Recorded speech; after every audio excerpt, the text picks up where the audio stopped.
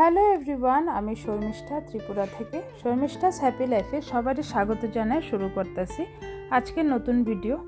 আমি আয়া পড়ছি চা খাইয়া আমার ঘরে। আমি আগে মশারিটা ভাজ করে লাইতাছি।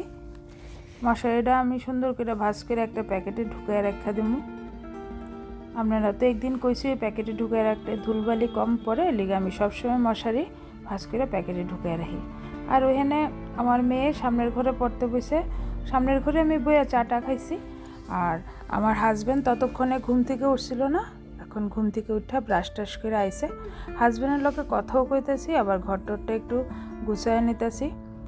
কালকে যে বিয়ে বাড়িতে গেছিলাম, শাড়ি টাড়ি এমনি রেখে দিছি, আর বাইরের থেকে কাপড় টাপড় আইনা সেরা এমনি টাল করে রেখে দিছি, গুছাইছিলাম না।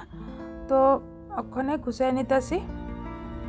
হাজব্যান্ড এনে চা খাইতেছে আর আমি কাপড় টাপড় গুছাইয়া একদম রাখা দিই। কেলে কি কাপড় টাপড় এক জায়গায় জড়ো হয়ে থাকলে বাজে লাগে দেখতে, সেই কারণে চেষ্টা করি গুছগাছ করে রাখানো যতটুকু পারি।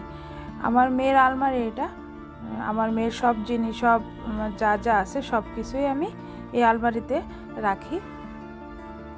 মানে বিছনাটাও ঠিকঠাক করে লাইতাছি। আর আমার একটা শলার ঝাড়ু আছে, ওইটা দিয়ে একটু বিছনাটা ঝাড়টার দিয়ে নিই।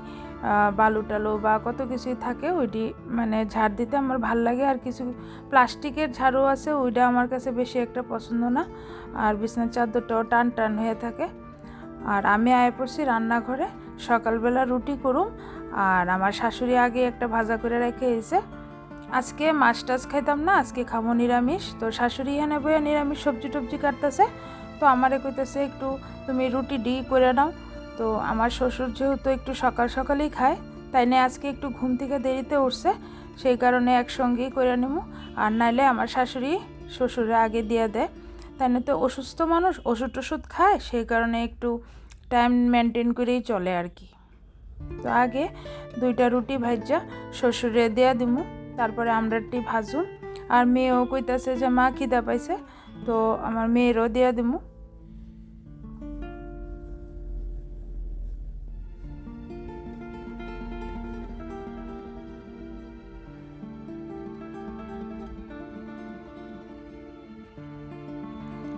ওখানে মেয়ের লিগা রুটি ভাজা নিতেছি।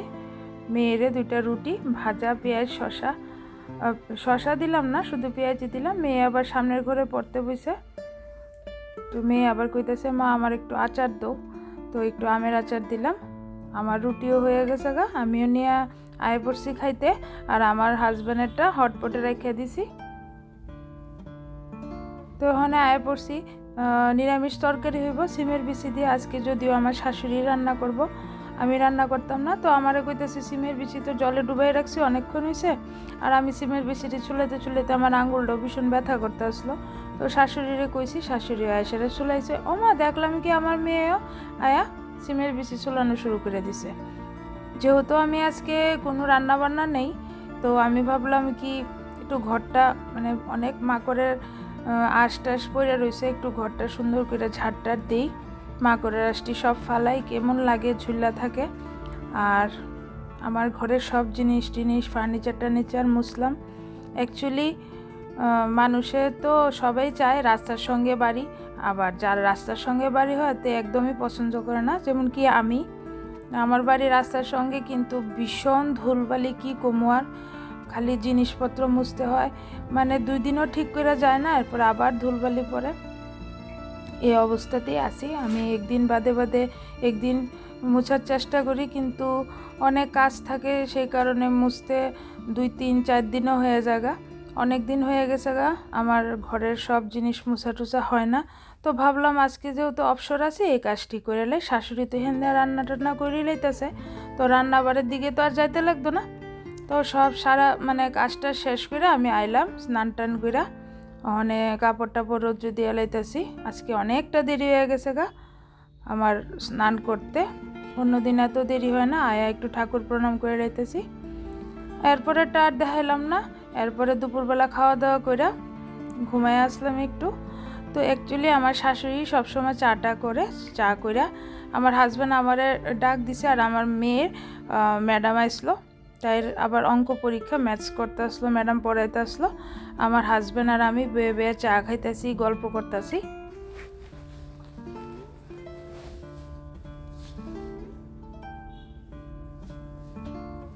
তারপরে দেখেন সবাই রাত্রেবেলাটা বেশি কাজকর্ম থাকে না, রাত্রেবেলাটা ফ্রি থাকি। আমরা দুপুরে যা খাই রাত্রেও তাই খাই, সকালবেলা আলাদা করে টিফিন খাই। কেউ সকালে ভাত খায় না, আমার শাশুড়ি অল্প করে একটু ভাত খায়। আর শাশুড়ি আর আমি মিলে বয়ে বয়ে গল্প করতেছি। দেখেন আর গল্প করণের কেই বা আছে, আমার মেয়ে আর আমার শাশুড়ি, শ্বশুর, আমি আর আমার হাজব্যান্ড তো বাইরে জায়গা, মেয়েও পড়াশোনা লয়ে ব্যস্ত থাকে, আর শ্বশুরমশাই টিভি দেখে, আর শ্বশুরমশাই একটু অসুস্থ। আর কি কথা কইতো, অল্প স্বল্প কথা কয়। আর আমার শাশুড়ি তো 5টার থেকে 7টা অবধি একটু সিরিয়াল টিরিয়াল দেখে, তারপরে তো অবসর। দুইজনে মিলে বয়ে বয়ে মোবাইল দেখতেছি।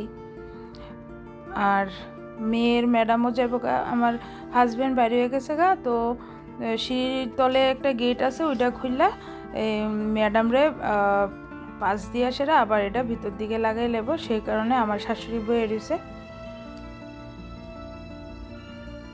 তাহলে আজকের ব্লগটা এতটুকুই রাখতেছি। নেক্সট ব্লগে আবার আপনারা সবাই লগে দেখা হইব।